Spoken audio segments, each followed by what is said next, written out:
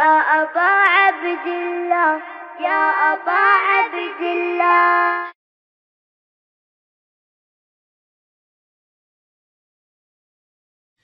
أم حسبت أن أصحاب الكهف والرقيم كانوا من آياتنا عجبا. درود بھیجے گا محمد وآل محمد. اللهم صل على محمد آل محمد وعجل فرجهم. پروردگار عالم کا انتہائی احسان ہے، انتہائی لطف و کرم. خدا متعال نے جہاں ہمیں دنیا کی اور بہت ساری نعمتیں نصیب فرمائی ہیں، ایسی نعمت نصیب کی ہے جو دنیا میں محدود نہیں ہے. دنیا میں بھی کام آتی ہے، قبر میں بھی کام آتی ہے، حشر میں بھی کام آتی ہے، پل صراط پہ بھی کام آتی ہے. جب تک زندگی ہے حب حسین کام آئے گا، ابدی ہے. تاثیر بھی عجیب ہے. بڑے بڑے عرفاء اس سے عاجز ہیں کہ بیان کر پائیں کہ امام حسین کے ذکر کا اثر کیا ہے انسانوں کے اوپر، اس کی جزا کیا ہے. خدا تعالیٰ نے یہ عظیم الشان نعمت ہمیں سستے میں دے دی. کسی خاندان میں پیدا ہوئے، اس خاندان سے نصیب ہو گئے. اب جبکہ نعمت اس نے ہمیں اتنی ارزاں دی ہے، یقیناً سوال بھی کرے گا کہ میں تمہیں یہ امانت دی تھی ذکر امام حسین کی، تم نے اس کو کس طریقے سے اگلی نسل تک پہنچایا. اللہ سے دعا کرتے ہیں خدایا اس امانت کے اندر ایمانداری کے ساتھ عمل کرنے کی سعادت نصیب فرما. خدایا اس امانت کو اگلی نسلوں تک پہنچانے کی سعادت نصیب فرما. خدایا ہمیں اور ہماری نسلوں کو قیامت تک اہل بیت کے جانثاروں میں قرار فرما. خدایا ان کے وارث کے ظہور کا دن دیکھنا نصیب فرما. ان کی نصرت اور اس راہ میں شہادت نصیب فرما. تمام دعاؤں کی قبولیت کے لیے، مرحومین کی مغفرت، بیماروں کی شفا یابی، فتنہ و فساد سے امن و امان، ظہور میں تعجیل کے لیے درود بھیجیں محمد وآل محمد. صلی علی محمد آل محمد وعجل فرجهم. پروردگار عالم نے ہر انسان کو اس کی ظرفیت کے حساب سے نوازا ہے. ایک انسان کا ایک سٹارٹنگ پوائنٹ ہے جہاں پہ خدا نے خلق کیا. اس میں خدا نے تفریق نہیں کی، انسانوں کو ایک جیسا خلق کیا، اور اس کے بعد انسان کے سامنے میدان رکھے ہیں. طاقتیں توانائیوں میں فرق ہے، صلاحیتوں میں فرق ہے، لیکن خدا کا جو نظام عدل ہے وہ جس کو جس کم توانائی کے ساتھ خلق کرتا ہے تو اس کے انعام کو بڑھا دیتا ہے. مثلا اگر فرض فرمائیے کہ کسی کو خدا متعال نے ایسے جگہ کے اوپر بھیجا ہے جہاں پر پہلے سے ہدایت موجود ہے، راستے کے اوپر چلنا آسان ہے، صحیح راستے کے اوپر چلنا، تو خدا متعال پھر حساب میں سختی کرے گا اس کے ساتھ. اس کے مقابلے میں کوئی شخص ہو کہ جو ایسے علاقے میں ہو، ایسے حالات میں ہو جہاں پر ہدایت پہ چلنا سخت ہو، ایک ایک قدم اٹھانا مشکل بنتا ہو، تو ظاہر ہے پھر اس سے خدا متعال کسی اور طرح حساب کرے گا. اب ان حالات میں یہ دیکھنا ہوتا ہے کہ بھئی ہمیں جو خدا نے موقع نصیب کیا ہے، یہ موقع کیا ہے. یہ ہو نہیں سکتا کہ خدا نے ہم لوگوں کے لیے کوئی خاص ہدف نہ رکھا ہو. پوری انسانیت کے لیے ہدف ہے، ایک مجموعی ہدف ہے پوری انسانیت کے لیے، لیکن یہ جو پوری انسانیت میں 7 ارب انسان ہے، کیا یہ ممکن ہے کہ ان 7 ارب میں کسی ایک کو خدا نے فضول خلق کر دیا؟ نعوذ باللہ تعالی. ظاہر ہے کہ ممکن نہیں. خدا تعالی کے پاس حکمت ہے. ایک کارخانے میں تو یہ ہو سکتا ہے کہ مثال کے طور پر کچھ چیزیں بنا دی جائیں جس کا پتہ نہیں ہوگا کیا ہوگا، اس کا بکے گا نہیں بکے گا، ایکسٹرا بن گیا. اللہ کے نظام میں تو پاسبل نہیں ہے. اگر اللہ کے نظام میں ممکن نہیں ہے تو اس کا مطلب یہ ہے کہ یہ جو میں اور آپ یہاں بیٹھے ہوئے ہیں، یہ جو خدا نے ہمیں 30-40 سال 60-70 سال زندگی دی ہے، ان سب کے پیچھے خدا کا کوئی ہدف ہے. وہ کیا ہے؟ زندگیاں تو ہم لوگ کی گزر جائیں گی. ظاہر ہے کہ اب جب کہ آئے ہیں اور خدا متعال نے مادی رزق کا وعدہ بھی کیا ہوا ہے، تو کائنات میں بہت کم لوگ ہیں جو بھوک و پیاس سے کسی وجہ سے مرتے ہیں. زیادہ تر زندہ رہتے ہیں. زندہ رہتے ہیں تو جسم بڑھتا رہتا ہے، کھاتے رہتے ہیں جسم بڑھتا رہتا ہے، لیکن اصل کام کیا ہے کہ بھائی خلق کس کام کے لیے ہوئے تھے، وہ ہوا یا نہیں ہوا ہے؟ اب اس کے اندر جو بہت بڑی ایک مشکل ہے ہمارے سامنے وہ یہ کہ وہ گراؤنڈ، وہ فاؤنڈیشن جس کے اوپر یہ پوری بلڈنگ کھڑی ہے، اس کو ہم درک کر پا رہے ہیں یا نہیں کر پا رہے ہیں۔ میں ایک مثال آپ کی خدمت میں عرض کروں گا، درود بھیجے گا محمد و آل محمد، اللہم صلی علی محمد آل محمد عجل فرجہ۔ آپ نے یقیناً یہ احساس کیا ہوگا، الحمدللہ آج کل ظاہر ہے کہ ٹرانسپورٹیشن کے وسائل کافی فراہم ہوئے ہیں تو لوگ زیارتوں پہ بہت جاتے ہیں، اور ہم اور آپ الحمدللہ سبھی کہیں نہ کہیں زیارات پہ جانے کا شرف حاصل کر چکے ہیں۔ تو جب آپ مثلا کسی زیارتگاہ پہ پہنچتے ہیں، فرض کریں گے مشہد مقدس تشریف لے گئے، قم مقدس تشریف لے گئے، نجف اشرف، کربلا معلی یا دوسرے روضات مقدسہ ہیں، جب آپ وہاں جاتے ہیں وہاں ایک ماحول ہوتا ہے، اس ماحول کا اپنا ایک جسے کو کہتے ہیں نا اورا ہوتا ہے، ایک اپنی ایک تاثیر ہوتی ہے۔ اچھا آپ اس کے اندر مشغول رہتے ہیں مثلا 3 دن 5 دن 8 دن 10 دن، اور جب اس سے باہر نکلتے ہیں بالکل زندگی مختلف ہوتی ہے۔ یا مثال کے طور پر حتیٰ جب آپ مثلا کربلا میں ہیں، مشہد میں ہیں، نجف میں ہیں، آپ روزے کے اندر جائیے دنیا کوئی اور ہے، باہر آئیے دنیا کوئی اور ہے۔ صحیح؟ اچھا اس میں سے اصلی والی کون سی ہے؟ کون سی اصلی ہے؟ وہ جو اندر ہے، اور وہ کتنی دیر ساتھ رہتی ہے؟ کچھ لمحے۔ کیا ایسا ہو سکتا ہے کہ وہ ہماری اصلی بن جائے، ہم لوگ اس میں زندگی گزار رہے ہیں؟ یہ اس وقت ہو سکتا ہے جب ہماری جو دماغ کی بنیادیں ہیں ان کی بنیادوں کے اوپر ہمارا دماغ چلنا شروع ہو جائے۔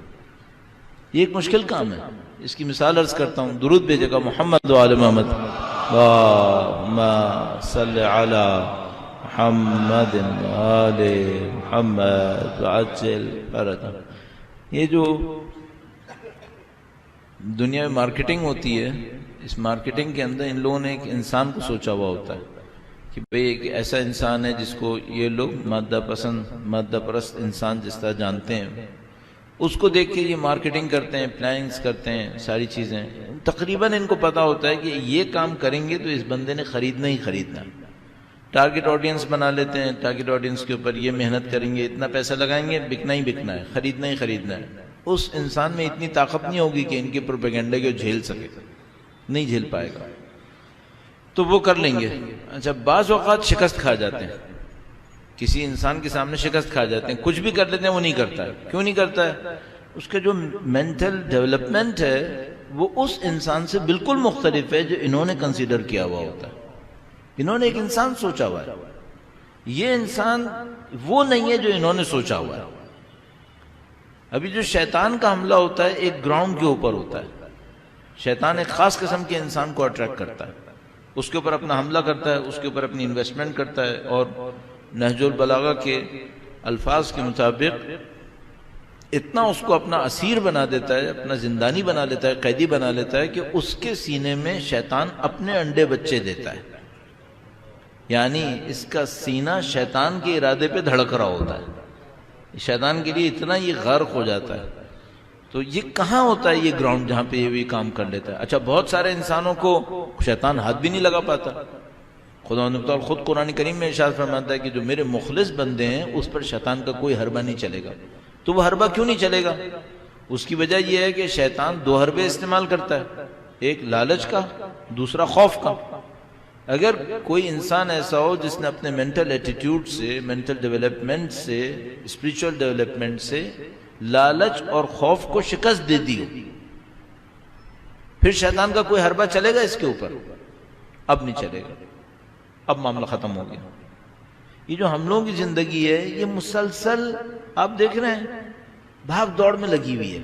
بھاگ دوڑ کس بات کی؟ پوزیٹو سینس میں عرض کر رہا ہوں۔ بھاگ دوڑ اس بات کی صبح کو اللہ کی بندگی میں ایک کام کرتے ہیں، دوپہر تک آتے آتے ایک خراب کر دیتے ہیں، پھر شام تک آتے آتے ایک کام کرتے ہیں، اگلے دن پھر کوئی معاملہ کھڑا کر دیتے ہیں۔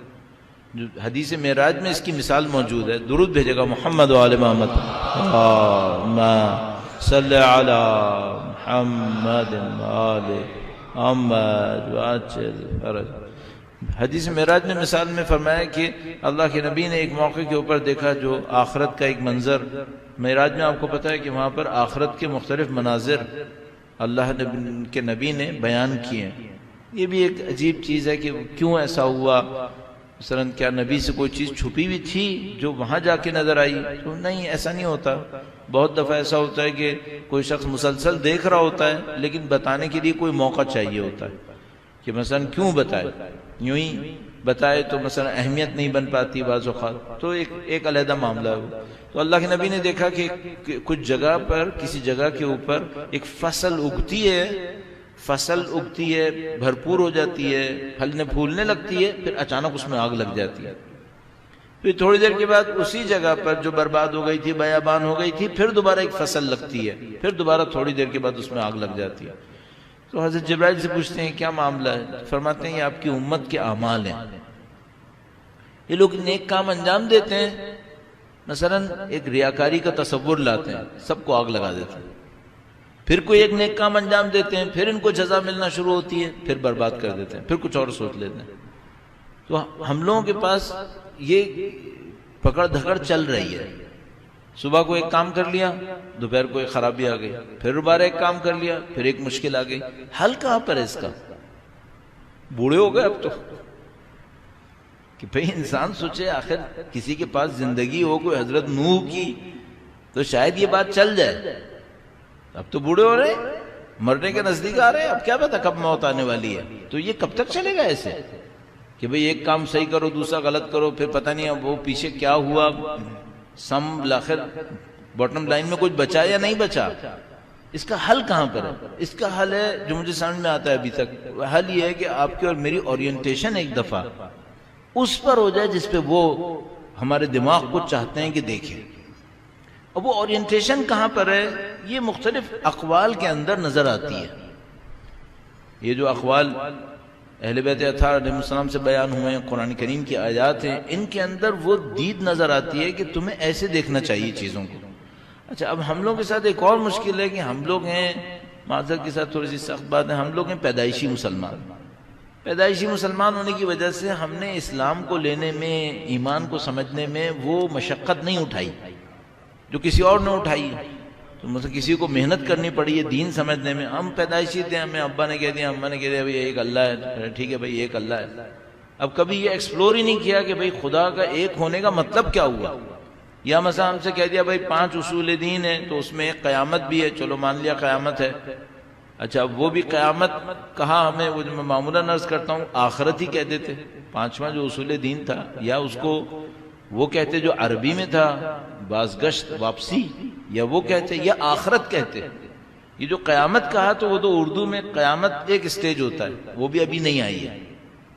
تو 5واں اصول دین کہاں گیا پھر؟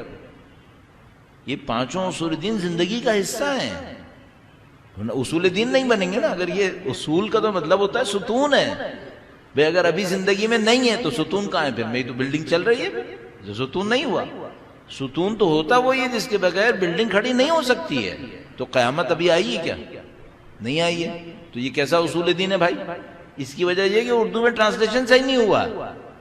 اس کا ٹرانسلیشن یا تو ہونا چاہیے تھا معاد، جیسے عربی اور فارسی میں استعمال ہوتا ہے۔ معاد کا مطلب کیا ہے؟ واپسی، وہ ہمیشہ ہے، ابھی بھی چل رہی ہے۔ یا اس کا مطلب ہونا چاہیے تھا آخرت، آخرت بھی ہمیشہ ہے۔ وہ کیسے؟ وہ ابھی بھی چل رہی ہے۔ یہ جو آپ کے اور میرے پیچھے چلنے والی دنیا ہے جو ہمیں اور آپ کو نظر نہیں آتی، بعض لوگوں کو نظر آتی ہے، اہل بیت کبھی کبھی دکھاتے ہیں، تو یہ ابھی چل رہی ہے یا بعد میں بنے گی؟ ابھی چل رہی ہے۔ وہ نظر آ رہی ہے؟ نہیں نظر آ رہی، اسی لیے تو اس کو آخرت کہتے ہیں، دوسری والی کہ وہ ابھی نظر نہیں آتی۔ مثلا فرشتے دنیا کا حصہ ہیں یا آخرت کا حصہ ہے؟ کمپلیکیٹڈ ہو گیا کہ بھئی دونوں میں، دنیا میں بھی ہیں آخرت میں بھی ہیں، تو پھر وہ ابھی ہیں یا نہیں ہیں؟ ابھی ہیں تو وہ تو آخرت، اس کا مطلب ہے اگر آخرت کا مطلب دی اینڈ ہے تو پھر وہ جو فرشتے آخرت کا حصہ ہیں وہ ابھی کیسے ہیں پھر؟ دوسری بات یہ کہ آپ کی روح دنیا کی ہے یا آخرت کی ہے؟ دونوں کی ہے، تو پھر ابھی ہے یا نہیں ہے؟ ابھی ہے، تو پھر آخرت کا مطلب دی اینڈ کہاں ہوا؟ آخرت کا مطلب کیا بنے گا پھر اس سینس میں؟ اس سینس میں آخرت کا مطلب ہوگا وہ جو دوسری والی ہے. یہ دنیا ہے مادی دنیا، اس کے پیچھے ایک اور دنیا چل رہی ہے. وہ اصول دین میں ہے کہ آپ اس دنیا کو نہیں بھلائیے گا، وہ آپ کا اصول دین ہے. قیامت تو ایک سٹیج ہے اس بہت لمبے عمل کا، قیامت ایک سٹیج ہے. وہ جو دوسری ہے اس کو پوائنٹ آؤٹ کرنا یہ دین کے کاموں میں اہم ترین کاموں میں سے ایک ہے. اب اس کا اثر کیا ہے میں آپ کی خدمت میں عرض کرنے کی کوشش کرتا ہوں، اور انشاءاللہ نہج البلاغہ سے ایک خطبہ عرض کروں گا اور اس کے اوپر چند نکات. درود بھیجے گا محمد و آل محمد. اللہم صل علی محمد و آل محمد وعجل فرجہ. اللہ اکبر یا رسول اللہ یا علی صلوات. اللہم صل علی محمد و آل محمد وعجل فرجہ. کل آپ کی خدمت میں وہ روایت عرض کی تھی کہ جس میں امام نے فرمایا تھا کہ تم لوگ آخرت کے لیے خلق ہوئے ہو، دنیا کے لیے خلق نہیں ہوئے ہو. اس کا مطلب کیا ہے؟ یہ جو تم دیکھ رہے ہو آنکھوں سے تمہیں نظر آ رہا ہے کہ تم یہاں پر ہو، لیکن یہاں کے بندے نہیں ہو. تم بندے کہیں اور کے ہو. تو مثال کے طور پر ایک اور روایت میں امام نے فرمایا کونوا ابناء الآخرہ. ابنا کہتے ہیں ویسے بیٹے کو، ابن بیٹے کو کہتے ہیں، ابنا پلورل ہے اس کا جمع. فرمایا کونوا ابناء الآخرہ، تم لوگ آخرت کے بیٹے بنو. صحیح ہے؟ یعنی کیا مطلب؟ بھائی کسی کو کسی سے منسوب کرتے ہیں تو کہتے ہیں یہ اس کی اولاد ہے، اس کی اولاد ہے. تو ہم دنیا کی اولاد ہیں یا آخرت کی اولاد ہیں؟ اپنے عمل میں دنیا کی اولاد ہیں اور حقیقت میں آخرت کی اولاد ہیں. یہ ہمارا کانٹرڈکشن ہے. اصل جو ہماری مشکل ہے، جو ساری باتوں کے اوپر بھاری پڑ رہی ہے، وہ یہ مشکل ہے. عمل ہمارے اہل دنیا ہیں اور حقیقت ہماری اہل آخرت.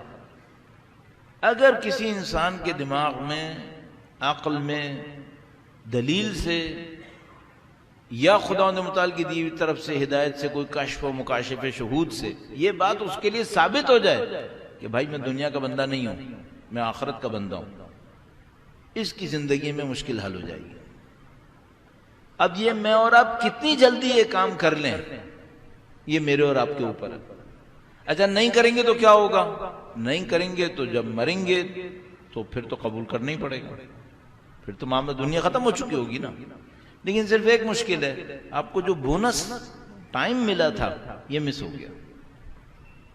اب جو کام یہاں 50-60 سال میں ہونا تھا اب وہاں گھسٹ گھسٹ کے پٹ پٹ کے رو رو کے ہوگا. اور پتہ نہیں 50,000 سال لگائے گا یا 5 لاکھ سال لگائے گا، اللہ جانتا ہے کتنا لگائے گا. یہاں پہ کام ہونا تھا. تو اصل کام کیا ہے؟ اصل کام یہ اس حقیقت کو پہچانا. اب اس حقیقت کو انہوں نے مختلف الفاظ میں بیان کیا ہے، مختلف اصطلاحات میں بیان کیا ہے. اچھا یہ ذرا سا یہاں پہ سنبھالیے گا، ہم لوگوں کا کام کیا ہے؟ میں واقعاً بعض اوقات سوچتا ہوں میرے جیسا آدمی بولنے والا کیا بولے. اب تو مجھے ایک بات سمجھ میں آئی کہ ہمارا کام شاید یہ ہے کہ جو وہاں پر ایران میں، نجف میں، پاکستان میں کچھ ایسے لوگ ہیں جنہوں نے حقیقتوں کو سمجھنے کی کوشش کی ہے. اچھا ہم لوگ کہیں نہ کہیں اتفاق سے، حادثے سے، اللہ کے بہر المنصوبے کے تحت ان لوگوں کے ساتھ کسی نہ کسی کنیکشن میں آ گئے. درس ان کا لے لیا، کتاب پڑھ لی، ملاقات ہو گئی، کوئی بھی معاملہ ہو گیا، ان کے ذریعے کنیکشن میں آ گئے. اب ہماری ڈیوٹی کیا ہے؟ ہماری ڈیوٹی یہ ہے کہ جو ان سے ہمیں کنیکشن دیا ہے خدا نے اس کو یہاں ڈیلیور کرو. مجھے سمجھ میں آیا ہمارا صرف یہی کام ہے اور کوئی کام نہیں ہے. مثلا آپ نے المیزان پڑھی ہے؟ نہیں پڑھی ہے.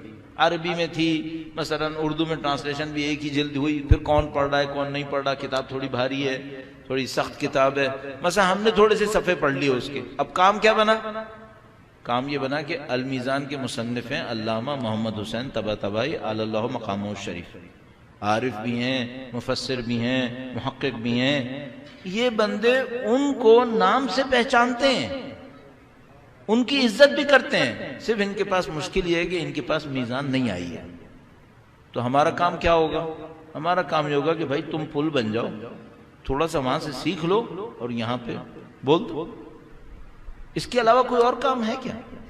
میرا نہیں خیال اس کے علاوہ کوئی کام سمجھ میں نہیں آتا. تو مجھے سمجھ میں آیا کہ یہ کرنے کا کام ہے کہ بھئی وہاں پہ یہاں پہ کچھ لوگوں نے اللہ کی معرفت حاصل کی ہے، شناخت حاصل کی ہے. آپ کسی بھی وجہ سے کوئی بات سن پائے تو اب جو میں آپ کی خدمت میں عرض کر رہا ہوں، یہ جو ہم سنتے ہیں، پھر میں جملہ توڑ رہا ہوں، معذرت چاہتا ہوں، یہ جو ہم سنتے ہیں تو بعض چیزیں تو ایسی سنتے ہیں جن کو سن کر ٹھیک ہے دل مطمئن ہو جاتا ہے کہ ہاں ٹھیک ہے ایک بات سنی، لیکن بعض چیزیں ایسی ہوتی ہیں جن کو سن کے انسان کہتا ہے کہ آج کچھ سننے کو ملا ہے. بعض چیزیں ہوتی ہیں نا، آپ نے بھی دیکھا ہوگا اپنی زندگی میں، آپ نے ایک کتاب پڑھی، ایک کتاب پڑھتے ہیں کہتے ہیں ہاں ٹھیک ہے ایک کتاب پڑھی، لیکن ایک کتاب میں ایک صفحے کے اوپر ایک پوائنٹ آتا ہے، آپ کہتے ہیں یہ کام کی بات تھی، یہ کام کی بات تھی. ابھی یہ جو میں خطبہ پڑھ رہا ہوں یہ وہ کام کی بات تھی جو میں نے آیت اللہ جوادی عاملی کے ایک لیکچر میں سنی تھی.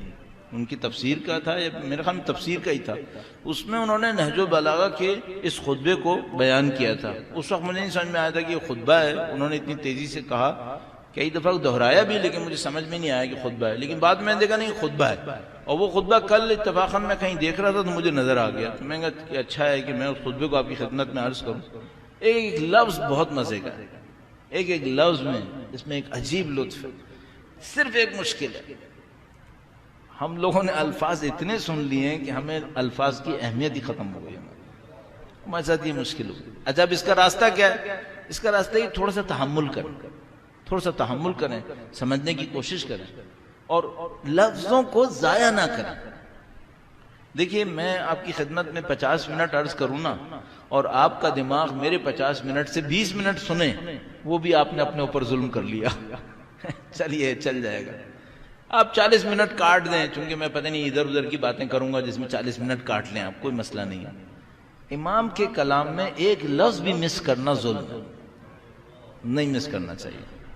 اچھا ہم مس کرتے ہیں. آپ دیکھیے آپ نہج البلاغہ پڑھ رہے ہوں گے، یوں ہی پڑھتے چلے جائیں گے تیزی تیزی سے.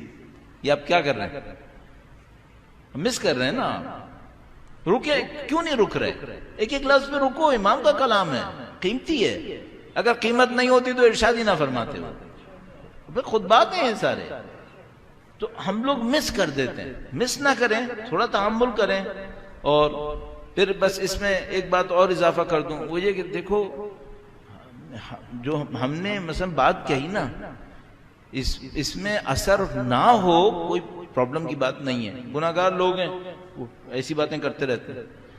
یہ جو امام کا کلام ہوتا ہے اس میں کلام کے علاوہ بھی ایک نورانیت ہوتی ہے. پہلا مرحلہ کیا ہے؟ وہ نورانیت میرے اور آپ کے دل کو ٹچ کرے، پہلا مرحلہ. اس کے بعد وہ علم ٹچ کرے گا جو اس کلام کے اندر ہے. یہ دو مرحلے ذرا غور فرمائیے گا. درود بھیجے گا محمد و آل محمد، صلی علی محمد آل عجل فرج. میں اپنے ذہن میں سوچا تھا ابھی آپ جب درود پڑھ رہے تھے، میں بھی درود پڑھ رہا تھا کہ یہ بات کہنی کیسے ہے کہ یہ الفاظ ہیں نا، ان کے اندر ایک نورانیت ہے، ان کے اندر کوئی چیز ہے جو لفظ کے میسج کے علاوہ ہے، لفظ کے میسج کے علاوہ ہے. وہ کیسے؟ ایک بندہ خدا تھا، وہ نابینا تھا، نابینا تھا، آنکھیں نہیں تھیں اس کی، اور وہ جناب علی بہت زیادہ قرآن کریم سے اس کو عشق تھا، لیکن مشکل اس کے ساتھ یہ تھی کہ نابینا تھا. تو اس کے نہیں، مجھے کنفیوز ہو گیا. یہ آدمی جاہل تھا، یعنی پڑھا لکھا نہیں تھا، اس کو پڑھنا لکھنا نہیں آتا تھا، لیکن قرآن کریم کی بہت خواہش تھی کہ قرآن کریم پڑھوں، لیکن اس کو پڑھنا لکھنا نہیں آتا تھا. تو بڑی خواہش تھی کہ کاش مجھے پڑھنا لکھنا آتا ہوتا، میں قرآن پڑھتا. تو وہ ایک امام زادے ہیں ایران میں، ان کے روضے پہ گیا، اس کے محلے میں تھے، وہاں پہ جا کے بہت رویا. اور وہ جگہ بھی کنفرم ہے، آیت اللہ دستغیر نے اپنی کتاب میں لکھا ہے کہ اس کے اوپر شاید آیت اللہ عظمہ بروجردی نے تحقیق بھی کروائی کہ بھئی یہ سچا ہے نہیں. وہ اس بندے کو بھی بلوایا، آیت اللہ مرشی نجفی نے، بروجردی نے یا مرشی نجفی کسی ایک نے بلا کر اس کو پوچھا کہ بھئی یہ بندہ سچ ہے یا نہیں. تو واقعہ اس کا مطلب ہے اوتھینٹک ہے، اس کو انہوں نے پکڑ لیا. وہ بندہ خدا اپنے گیا ان کے امام زادے کی مقبرے کے اوپر، وہاں جا کے اس نے خوب التماس کی وقت کے امام سے کہ مولا مجھے قرآن پڑھنا سکھا دیں، مجھے قرآن پڑھنا سکھا دیں. تو وہ کہنے لگا کہ میں وہیں پہ تھا اور پھر مجھے تھوڑی سی ایک جیسے نیند سی آ گئی. یہ جو نیند سی آتی ہے نا، یہ ایک بڑی عجیب بات ہے، اس کو کہنا ذرا سخت ہے. یہ سوتا نہیں ہے بندہ، یہ جاگتا ہوتا ہے. اس کو بتانا طریقہ ایک ہی رہ جاتا ہے کہ بولے نیند سی آئی. یہ جو آپ سنتے ہیں نا امام مثلا کربلا کی طرف گامزن تھے سواری کے اوپر، تھوڑی دیر نیند سی آئی، یہ وہ نیند نہیں ہوتی جو ہم کہتے ہیں نیند آئی. یا مثلا مولا امیر المومنین کربلا سے تشریف فرما تھے، تھوڑی دیر نیند سی، یہ نیند وہ نہیں ہوتی جو ہم نیند میں جاتے ہیں، یہ کچھ اور ہوتا ہے. یہ کوئی ایک اور نیند ہے جو ان کو آتی ہے. تو اس کو ایسی نیند سی آئی تو اس نے دیکھا امام تشریف فرمائے. امام نے پوچھا کیا چاہتے ہو؟ کہنے لگا میں چاہتا ہوں میں قرآن پڑھوں. کہا ٹھیک ہے.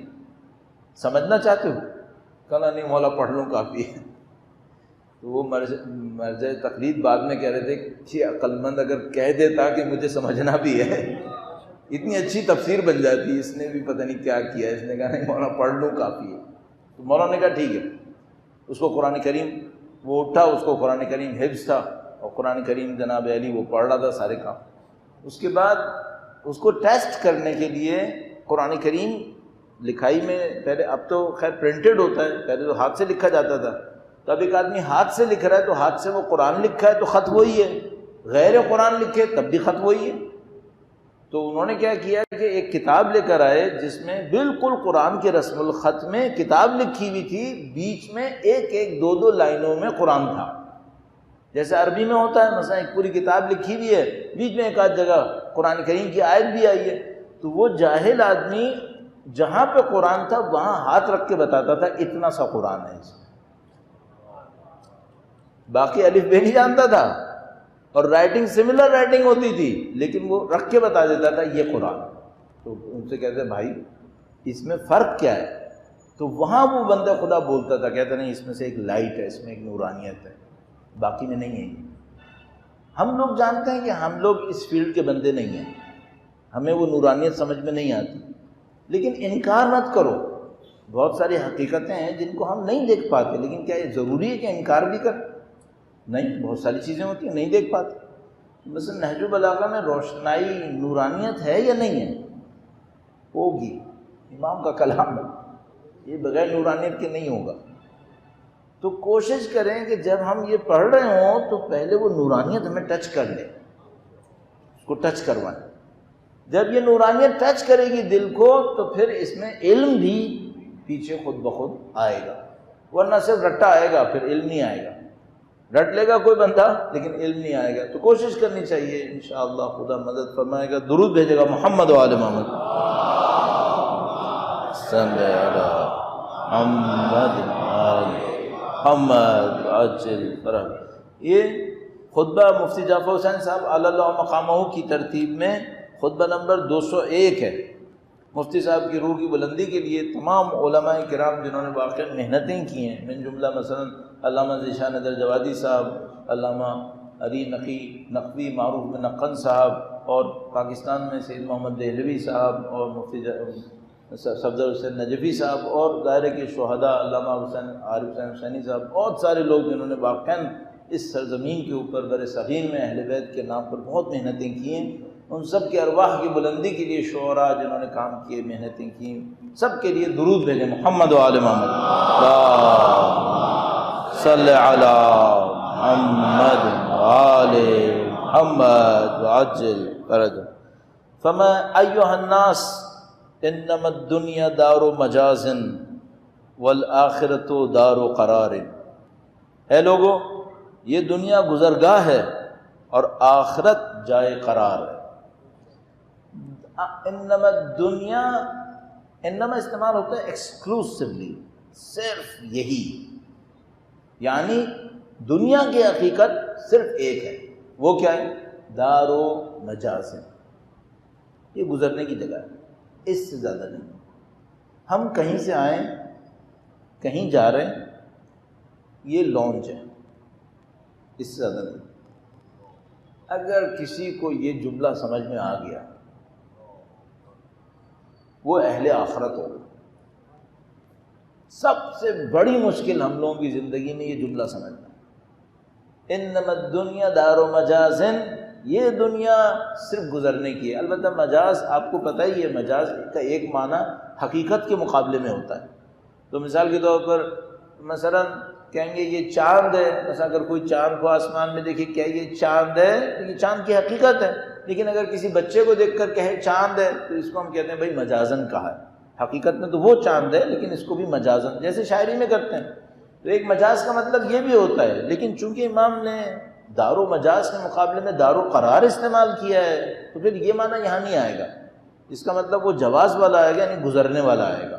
تو مجاز کا مطلب وہ کہ حقیقت کے مقابلے میں، اگر اس کے مقابلے میں ہوتا تو امام فرماتے مثلا انما الدنیا دار مجازن والآخرۃ دار الحقیقہ مثلا، لیکن وہاں دار القرار کا ہے، اس کا مطلب ہے یہ مجاز کا مطلب گزرنے والا ہے۔ تو فرمایا یہ جو دنیا ہے اس کی ایک حقیقت ہے، وہ کیا حقیقت؟ ایکسکلوسیو ایک حقیقت ہے صرف، یہ گزرگاہ۔ اچھا اس گزرگاہ کو بتانے کے لیے جو دوسرا ایک اور جملہ استعمال ہوتا ہے وہ روایت میں کیا استعمال ہوتا ہے؟ کھیتی، مزرعہ، کہ جب زمین کے اوپر آپ کھیتی لگاتے ہیں تو کھیتی زمین ہدف ہوتی ہے یا فصل ہدف ہوتی ہے؟ فصل ہدف ہوتی ہے۔ تو فرمایا یہ دنیا آخرت کی کھیتی ہے، یہ ہدف نہیں ہے، فصل کوئی اور ہے، وہ اپنا ہدف بنا۔ تو امام نے فرمایا انما الدنیا ایھا الناس، یہ بہت خوبصورت ایک اور پوائنٹ ہے یہاں پہ۔ امام نے نہیں فرمایا ایھا المسلمون، ایھا المؤمنون، نہیں فرمایا، کہا کیا؟ ایھا الناس، اے انسانوں اس بات کو سمجھو، تم سب ایک حقیقت پہ مشترک ہو۔ کیا؟ تم ایک جگہ پہ ہو جہاں پہ ٹھہرنے کی جگہ نہیں ہے۔ اس میں کافر مسلمان میں فرق ہے کیا؟ سب کے لیے ایھا الناس انما الدنیا دار مجاز والآخرۃ دار قرار۔ بہت خوبصورت یہاں پر، خذوا من ممرکم لمقرکم، اپنے گزرنے کی جگہ سے وہ اٹھاؤ جو تمہارے رہنے کی جگہ میں کام ہے۔ یہ کمال، خذوا من ممرکم لمقرکم، یہ ممر ہے صرف گزر، مرور سمجھتے، اردو میں بھی مرور کہتے ہیں گزرنا، تو یہ گزرگاہ ہے، یہاں سے گزرو گے لیکن قرار یہاں نہیں ہے۔ لیکن قرار کے لیے جو اٹھانا ہے وہ وہاں نہیں ہے، وہ یہاں ہے۔ دار قرار میں کچھ نہیں ملنے والا تمہیں اگر یہاں سے نہیں اٹھایا۔ خذوا من ممرکم لمقرکم، کیا بات ہے۔ خذوا فخذوا، نتیجہ یہ ہے چونکہ دنیا دار مجاز ہے اور آخرت دار مقار ہے، بس نتیجہ یہ ہے کہ خذوا من ممرکم لمقرکم۔ اس کے بعد بڑا عجیب ہے ایک اور، ولا تحتکوا استارکم عند من یعلم اسرارکم، اس کے سامنے اپنے پردوں کو چاک مت کرو جو تمہارے رازوں کو جانتا ہے۔ اللہ، اس کے سامنے اپنے پردوں کو چاک مت کرو جو تمہارے رازوں کو جانتا ہے۔ کیوں؟ برملا کر دے گا پھر۔ ایک پردہ خدا نے تمہیں دیا ہے، اس کو بھی پتہ ہے تم دار مجاز میں کیا کر رہے ہو، اس کو بھی پتہ ہے تم ممر کے اندر رہ کر کیا حرکتیں کر رہے ہو، تمہارے رازوں کو بھی جانتا ہے، لیکن اس نے سب کچھ جاننے کے باوجود تمہیں پردہ دیا ہوا ہے۔ اب تم حماقت نہ کرو کہ اس کے پردوں کو چاک کرو، اتنا تو خیال کرو۔ معلوم ہے غلطیاں کرو گے، تم یہاں پہ رہتے ہوئے کچھ ایسے کام کرو گے جو تمہیں نہیں کرنے چاہیے، اتنا خدا نے تمہیں چھپا لیا ہے، اتنا تو خیال کرو۔ بہت خوبصورت جملہ ہے واقعہ۔ درود بھیجے گا محمد و آل محمد، صلی علی محمد آل محمد۔ کلام بہت چھوٹا ہے یہاں پہ، پتہ نہیں یہ کوئی بڑا خطبہ ہوگا جس سے سید رضی نے اتنا سا حصہ نکالا ہے، پتہ نہیں وہ بڑا خطبہ کہاں ہوگا۔ میرا نہیں خیال آیت اللہ جہادی عاملی نے بھی انہوں نے بھی اس کو پورے کو کہیں پہ ذکر کیا، مجھے یاد نہیں آتا، جو میں نے کئی دفعہ ان کے لیکچرز میں اس کا ذکر سنا ہے، لیکن پورا خطبہ میں نے کہیں نہیں سنا ان کی زبان سے، ممکن ہے ہوگا، مجھے نہیں ملا۔ نہج البلاغہ کی تکمیل کے لیے کچھ کتابیں لکھی گئی ہیں، نہج البلاغہ کے خطبے، چونکہ آپ کو پتہ ہے سید رضی نے ایک خطبے سے کچھ ایکسٹریکٹ کیے ہیں، تو یہ بڑا خطبہ ہوگا جس میں سے سید رضی نے یہ حصہ نکالا ہے. تو کچھ کتابیں لکھی گئی ہیں جنہوں نے ان خطبوں کے باقی حصوں کو جمع کیا ہے، لیکن ظاہر ہے کہ پھر وہ ایک بہت تحقیقی کام ہے. فرمایا میں معذرت چاہتا ہوں، میں اس کی تکرار زیادہ کر رہا ہوں، یعنی پیچھے سے پھر دوبارہ مڑ کے آتا ہوں. اللہ جانتا ہے مجھے اس کو پڑھ کے بڑا مزہ آتا ہے، اور میں چاہتا ہوں آپ اس مزے کے اندر شریک ہوں. امام کے اس کلام کے اندر جو ایک لطف ہے، ایک گہرائی ہے اس کے اندر، کاش اس کی وہ میں نے عرض کیا اس کی نورانیت ہمیں ٹچ کرے، پھر اس کا علم ہمارے اوپر آئے اور وہ علم ہمارے عمل کے اندر ریفلیکٹ ہو جائے انشاءاللہ. ایھا الناس، اے انسانوں، انما الدنیا دار مجاز،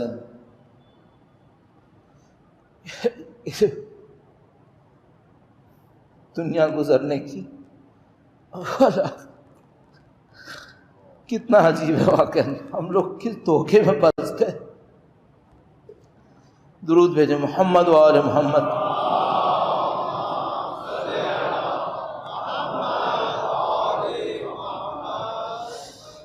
انما الدنیا دار مجاز والآخرۃ دار قرار فخذوا من ممرکم لمقرکم.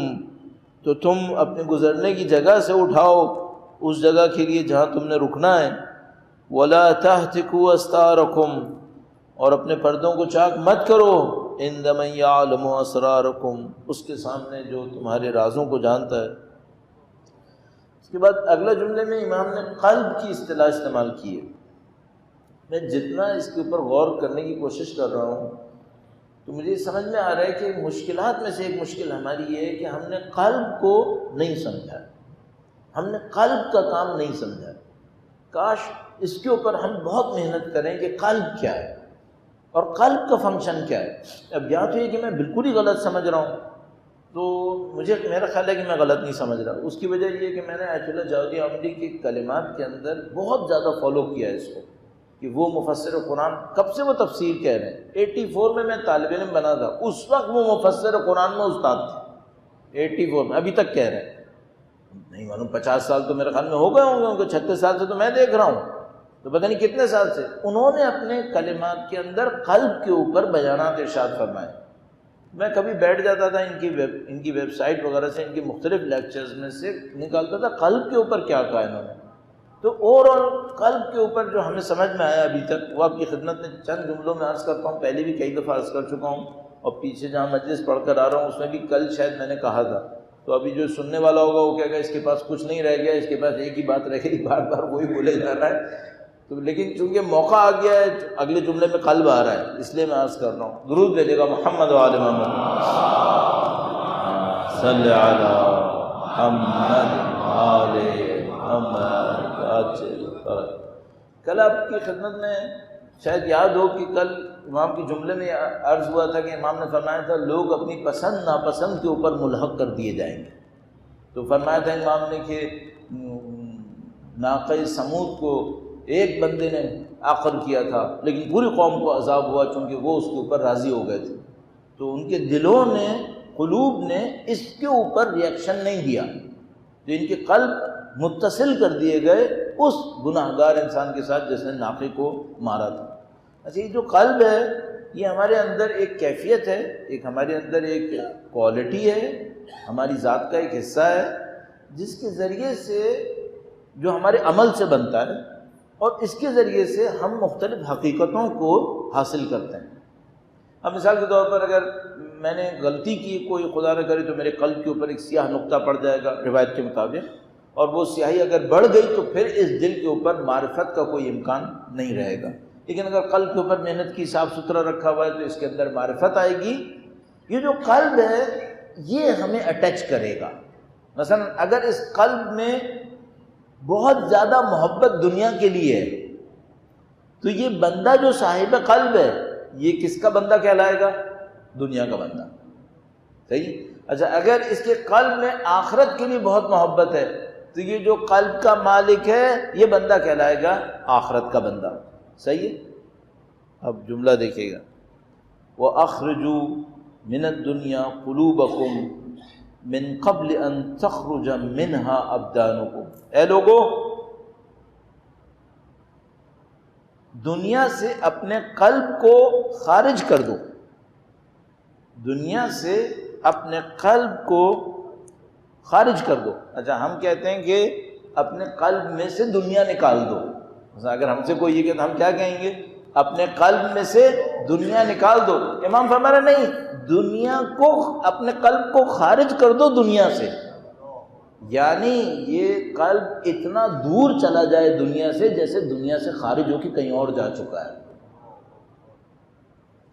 کیوں؟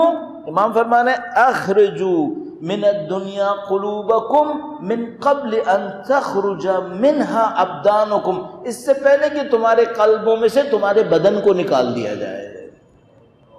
موت آئے گی تو کیا ہوگا؟ قلب علیحدہ ہو جائے گا، بدن علیحدہ ہو جائے گا، پھر تمہارا اختیار قلب پہ رہے گا کیا؟ نہیں، پھر جو قلب تھا وہ میرا تمہارا مقدر ہو گیا۔ فرمایا اس سے پہلے کہ تمہارے قلوب سے تمہارے بدن کو نکالا جائے، تم اپنی دنیا سے اپنے قلب کو نکال دو۔ اسے دنیا سے قلب کو نکالیں تو کہاں بھیجیں گے اسے؟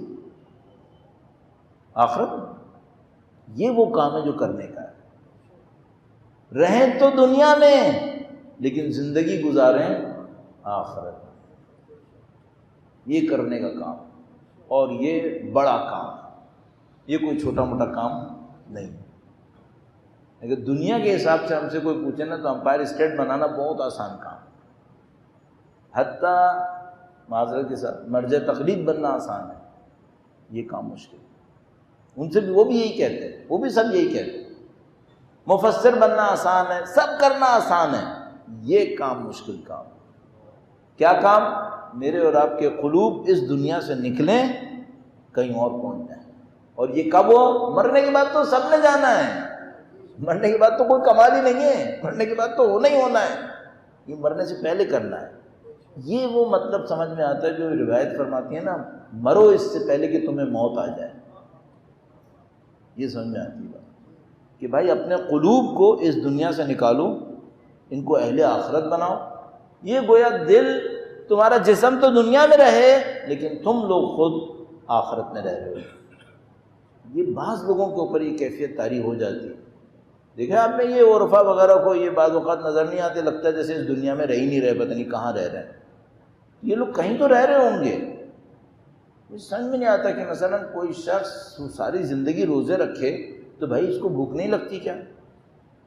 یا مثلا زندگی بھر مصیبتیں اٹھائے، زندگی بھر مشکلات اٹھائے، تو اس کو جو زندگی میں خوشی چاہیے ہوتی ہے وہ کہاں سے ملتی ہے؟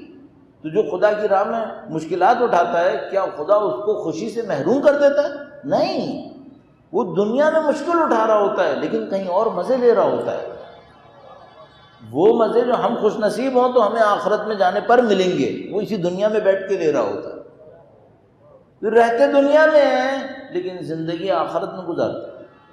امام نے شاید یہ فرمایا اخرجوا من الدنیا قلوبکم من قبل ان تخرج منها ابدانکم ففیہا اختبرتم ولغیرها خلقتم۔ تم اس دنیا میں آزمائے جا رہے ہو اور خلق ہوئے ہو کسی اور کے لیے۔ پھر دنیا کی حقیقت بیان کرتے، اس دنیا میں کیا کیے جا رہے ہو؟ آزمائے جا رہے ہو اور خلق ہوئے ہو کسی اور کے لیے۔ اور یہ وہی جملہ ہے جو کل میں نے عرض کیا تھا آپ کی خدمت میں ایک اور امام کے فرمان سے، انما خلقتم للآخرہ لا للدنیا وخلقتم للبقاء لا للفنا فکونوا ابناء الآخرہ، آخرت کے فرزند بنو۔ یہ وہ حقیقت ہے جس کی کوئی مثال کہیں اور نہیں۔ ان المرء اذا ہلک قول الناس ما ترک وقالت الملائکہ ما قدم۔ جب کوئی شخص مرتا ہے تو لوگ کہتے ہیں کیا چھوڑا، اور ملائک کہتے ہیں کیا لے کر آیا۔ للہ آباؤکم، تمہیں تمہارے اجداد کا واسطہ، خدا کا واسطہ، قدموا فقدموا بعضا یکن لکم قرضا ولا تخلفوا کلا فیکون علیکم کلا۔ خدا تمہارا بھلا کرے، کچھ آگے کے لیے بھیجو تاکہ وہ تمہارے لیے اللہ کے ذمے میں قرض بن جائے۔ اگر تم آگے بھیجو گے تو کس کو دے رہے ہو؟ اللہ کو، اور اللہ یہ واپس کرے گا یا نہیں کرے گا؟ قسم کھاتا ہے خدا کہ بڑھا بڑھا کے کروں گا، تم لوگ کاؤنٹ نہیں کر سکو گے. وَمَن يُقْرِضُ اللَّهَ قَرْضًا حَسَنًا فَيُضَاعِفَهُ لَهُ أَضْعَافًا كَثِيرًا. اس طرح کا اور وہ وَمَا عِندَكُمْ يَنْفَدُ وَمَا عِندَ اللَّهِ بَاقٍ. جو تمہارے پاس ہے وہ ختم ہو جائے گا، جو اللہ کے پاس ہے وہ باقی رہے گا.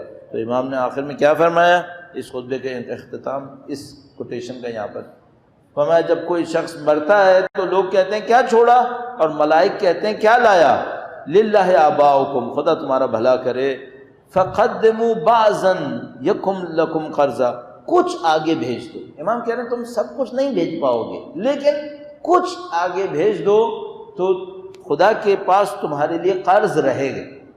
ولا تخلفوا کلا، اور سب کا سب پیچھے نہ چھوڑ جاؤ کہ وہ تمہارے لیے بوجھ بن جائے گا. یہ جو بار بار ہم لوگ کہتے ہیں نا اولاد کے لیے بناؤ، اولاد کے لیے بناؤ، اولاد کے لیے چھوڑو، دھوکے کے سوا کچھ نہیں، دھوکے کے سوا کچھ نہیں. بہت زیادہ نہیں چھوڑو، ان کی زندگیاں مشکل میں نہ پڑیں ہماری وجہ سے، ہمارے جانے کی وجہ سے. یہ بات سمجھ میں آتی ہے. تو مثلا کسی کے لیے بتایا اللہ کے نبی کو کہ فلانی نے یہ کیا کہ اس نے سارا کچھ دے دیا، اب اس کے گھر خالی ہو گیا، اب اس کو کھانے کو بھی نہیں ہے. فرمایا یہ صحیح نہیں کیا، ایسے نہیں کرنا چاہیے. لیکن چھوڑ کے سب کچھ یہیں پہ چلے جائے اولاد کے لیے، یہ بھی صحیح نہیں ہے. اپنا کیا ہوگا پھر؟ کچھ اپنا بھی تو سوچنا ہے کہ بالآخر ہم نے مر کے آگے جانا ہے. اگر ہماری چیزیں وہاں نہیں پہنچی ہوئی تو پھر ہم کہاں جائیں گے پھر؟ تو بھائی آگے بھیجو. امام فرما رہے ہیں کہ تم فقدموا بعضا یکم لکم قرضا، تم کچھ چیزیں آگے بھیج دو تاکہ وہ تمہارے لیے اللہ کے پاس قرض بن جائیں. تو کام سارا یہی. تو یہ مزہ آیا آپ کو ایک خطبہ سننے میں؟ یہ کمال کا خطبہ. اللہم صلی علی محمد آل محمد. اچھے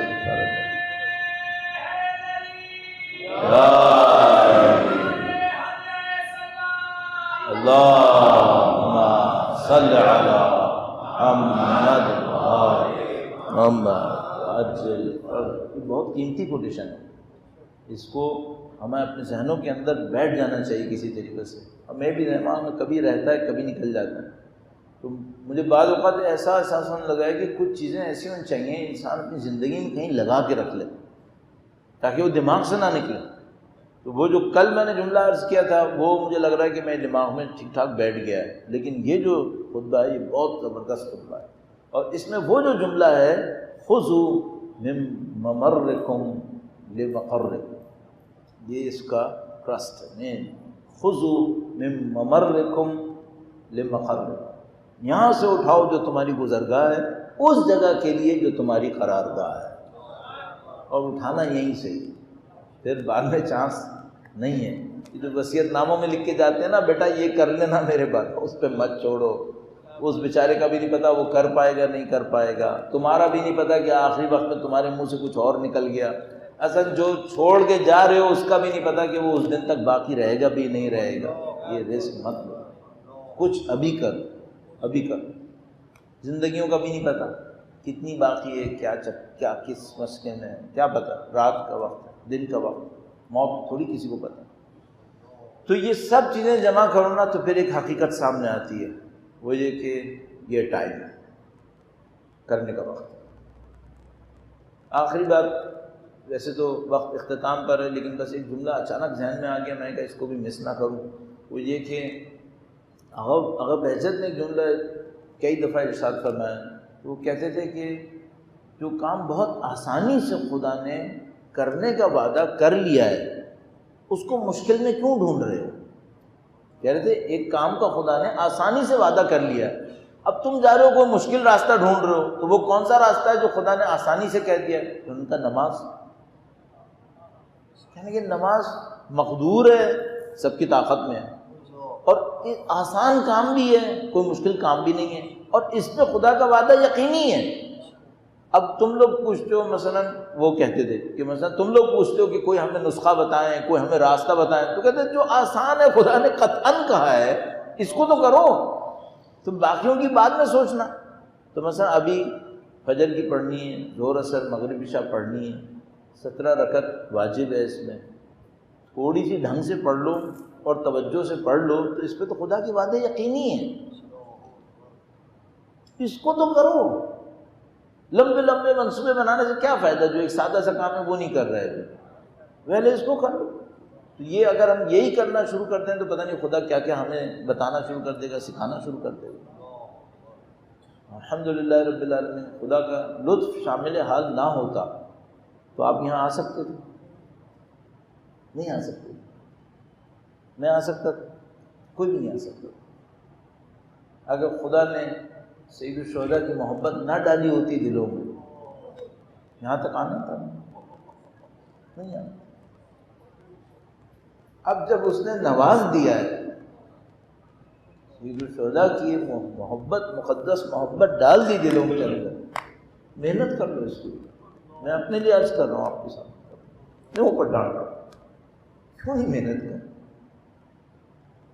سید الشہداء نے کن حالات میں کیا کیا قربانیاں دے دیں، یہ سکھانے کے لیے کہ تمہیں کرنا چاہیے. جنگ ہوتی، امام جیت جاتے، پتہ نہیں بہت سارے حقائق پتہ نہیں چلتے. جنگ ہوتی اور بہت ساری تفصیلات نہیں ہوتی، پتہ نہیں کیا ہوتا، ہمیں نہیں پتہ کیا ہوتا. لیکن جنگ ہوئی ان تفصیلات کے ساتھ جو کربلا میں آئی، اور تفصیلات ایسی ہیں کہ انسان کے دل کو لرزا دے کہ یہ کیسے ہو گیا.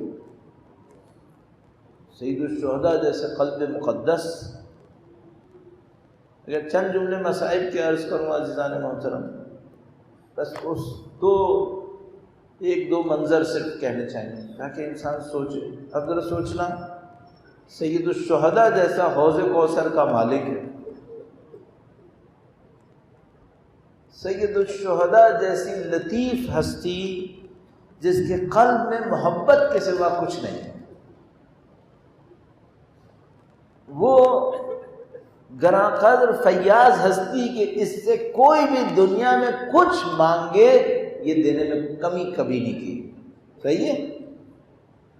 سید الشہداء جیسی ہستی ہے، قلب محبت سے بھرپور ہے، فیاض اور دینے میں سخی ہیں. مانگنے والا علی اکبر ہے اور ایک گھونٹ پانی مانگ رہا ہے.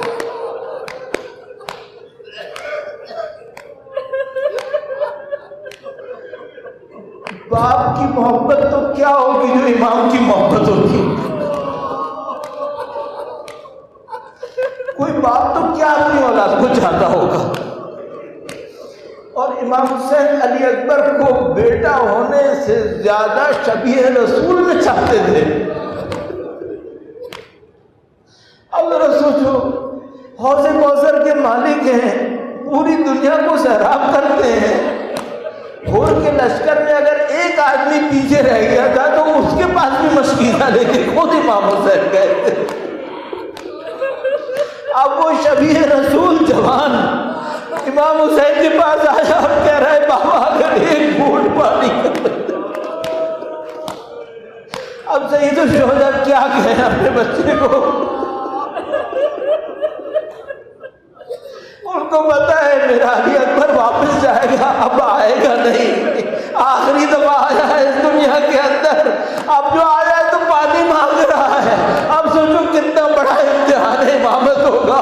سید الشہداء نے گویا اپنے اوپر صبر کیا اور فرمایا بیٹا علی اکبر جاؤ، تمہارے جانا تمہیں پانی ملا. علی نے یہ تو علی اکبر سے کہہ دیا، علی اصغر سے کیا کہا؟ ارے یہ تو علی اکبر کو کہہ دیا تھا، علی اصغر سے کیا کہا ہوگا؟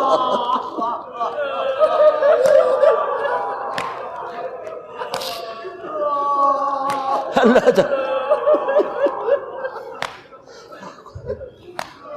ألا لعنة الله على القوم الكافر وسيعلم الذين ظلموا وسيعلم الذين ظلموا أيام القادمين. يا كريم.